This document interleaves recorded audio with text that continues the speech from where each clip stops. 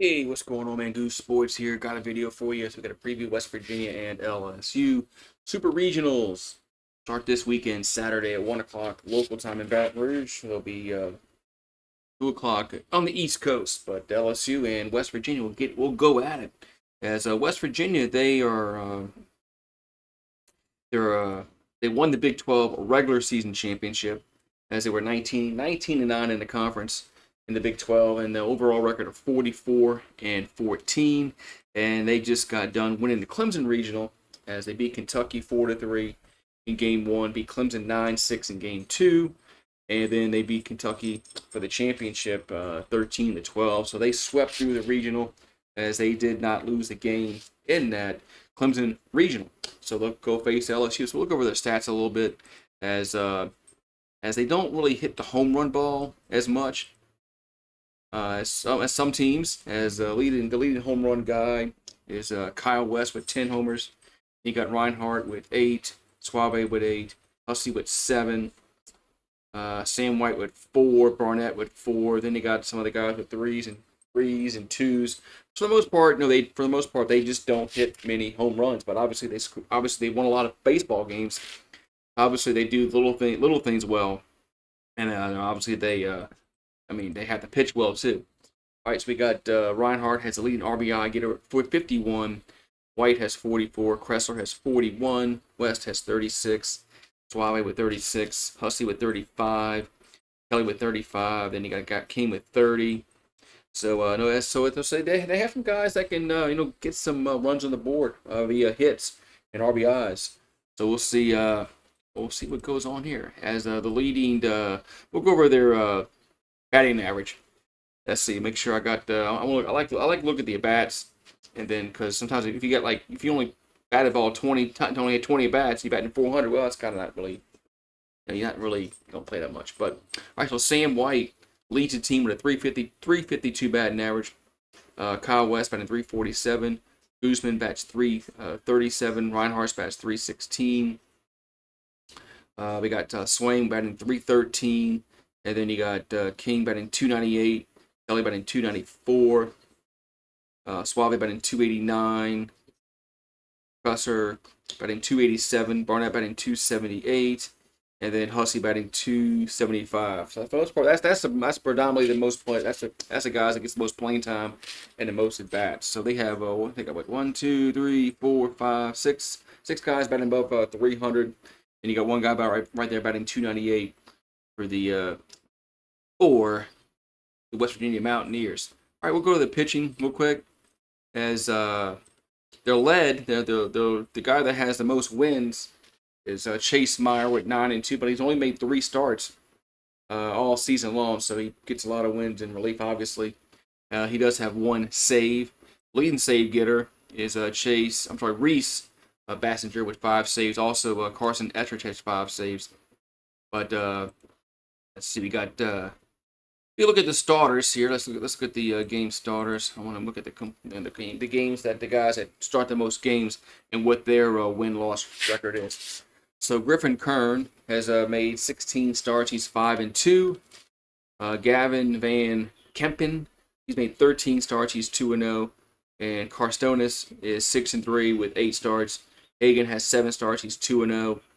And then, for the most part, that looks like that's the guys that are going to be there predominantly pitching. So, I think we're going to see Griffin Kern in Game 1, and probably I'm gonna say we're going to see Carstonis in Game number 2 for West Virginia. That's what I'm going to predict for this Super Regional coming up. But this should be a very entertaining Super Regional, as we'll go over some LSU stats as well. As let me get back to the screen here and pull up LSU stats. Because might as well, if I'm going to preview it, you got to preview it all. All right, so LSU was 19-11 in the SEC. Overall record of 46-15. As they in the regional Baton Rouge regional, they beat Little Rock and they beat Dallas Baptist. Then they lost to Little Rock and they beat them in Game 7. So it's a series that went to the final game. As Little Rock gave LSU all they can handle in those last 2 games, winning one of them, and they luckily for LSU, they're able to pull out the win that Game 7 because it was really close until the ninth inning until Jerry Jones hit that home run for LSU that really put them over the top. But yeah, just really tough series. All right, so the lead home run getter for LSU is Jerry Jones. He has 20. Ethan Fry has 13. Dickinson has 12. Milam has 10. Hernandez has 9. He had 2 home runs in that game against Little Rock. Then you have Jake Brown with 7. Curiel with 6. Pearson with 6. Aaron Beatty with 4. Reeves with 3. And Braswell with 2. And let's see. Oh, we got John Pearson with 2. Larson with 2. And then Chris Stanfield did get a homer. In that regionals against was it Dallas Bathurst? Can't remember. But well, it might have been Little Rock. Maybe it might have been the first game, but can't really offhand. I can't really remember. But Stanfield did get his first homer of the season. All right, LSU's led by Jerry Jones with 69 RBIs. Fry has 49. Dickinson has 48. Milam has 47. Curiel has 47. Jake Brown has 40. Hernandez has 30. Josh Pearson has 28. Stanfield has 24. Braswell has 17. And Aaron Beatty has 14. Reeves has 12. And Larson has 11. So that's guys that's in double figures in batting for RBI, excuse me. All right, so batting average, they're led by actually Ethan Fry, leads the team with a .359 batting average. Curiel has batting .341. Jerry Jones batting .323. Dickinson batting .318. Jake Brown .313. Stanfield batting .306. It's Josh Pearson, 295. Milam batting .285. And Hernandez batting .276. And let's see. Tanner Reeves, I'll include his stats because he does play some. He plays more than some other guys off the bench. He's batting .274. So, and Larson batting .256. So, Larson does get some pinch hits in the game. So does Tanner Reeves, and Tanner Reeves does come late in the games. He comes and plays defense. So I think LSU has enough offense to win this series, but they're going to have to. The situational hitting is going to have to improve just a bit. There was times that they against Little Rock they let the bases loaded.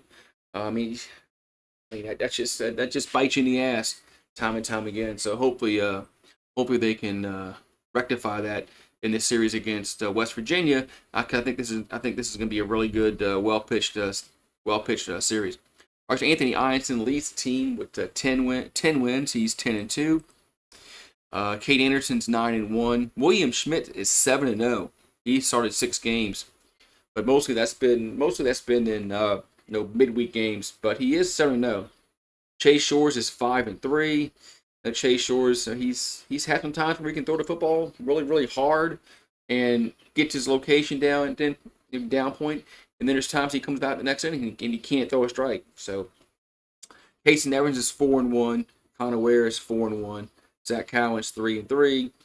Jaden Newt was 2-1. He struggled his last start.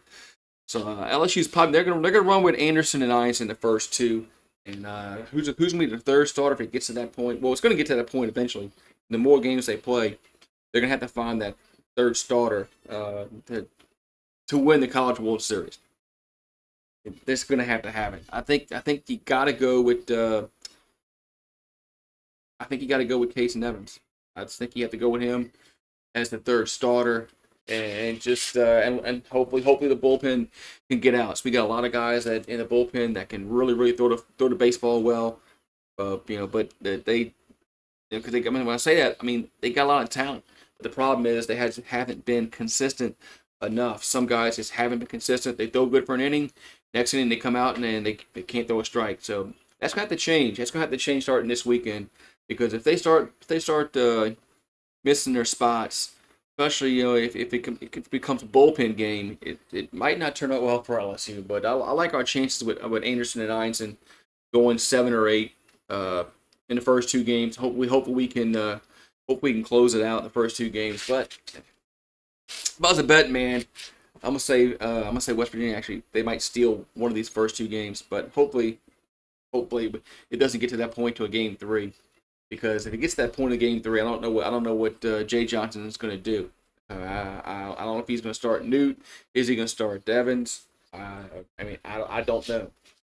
I don't think anybody knows. I think he should start Case Nevins because I think Case Nevins gives LSU the best chance to get deep into the ball game.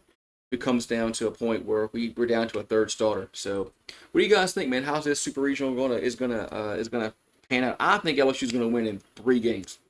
I think West Virginia's gonna actually. I think West Virginia's gonna win game 1. I think LSU's gonna win game 2. And LSU's gonna win game 3. I got LSU in 3 games. Yes, I'm picking LSU. I'm picking LSU to lose game 1.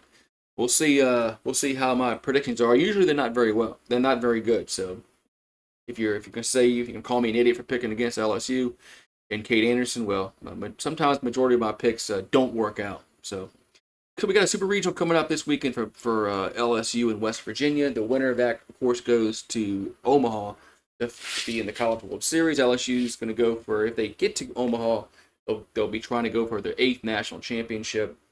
And if West Virginia gets to Omaha, they'll be trying to go for their first national championship. So I think this is going to be a really good series. I think West Virginia, I think they're playing really well right now. If they went on the road and won that regional against Clemson in straight sets. They beat Kentucky once, or Kentucky twice, with Clemson in the middle of that. And LSU beat Little Rock. Dallas Baptist lost to Little Rock, and then beat Little Rock in the 7th game in the Baton Rouge regional. So you guys have a good one. We'll see you next time, and go Tigers.